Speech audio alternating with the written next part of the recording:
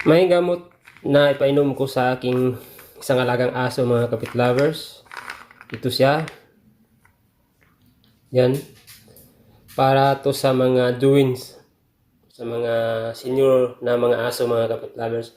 Tapos tablet to. Yan. Malaki na tableta. So kung ilagay ko to dito, ay talagang makikita niya. Dahil yung aso na yan, si Lawrence, ay mapili yan eh. Buti yung isang aso ko, kaya niyang kainin to. So ang gagawin ko, tuturuan ko kayo kung ano ang technique sa mga wala pang idea nito. So ito hahatiin ko. Tapos ang gagawin ko, mga kapit lovers, para kakainin niya, babalutin ko to sa with food. Kung isda, pwede mas madali yung isda ito. Ano to eh, so, mabasa masyado. Baka to eh, na giniling ba. So yan, tingnan nyo, hindi na nakita. Di ba? So, yun yung pagkain ko sa kanya. Yan. Yan.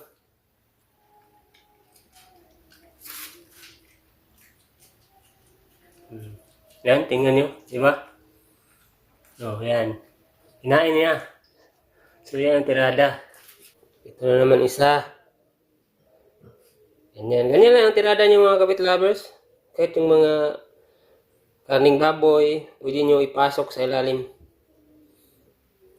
Yan. So, tagal itong matagal natin ibalot to dito. Di ganong, ang tawag yan, masyadong basa. Yan. Yan. Yan, kinain niya, mga kapit lovers. Oh.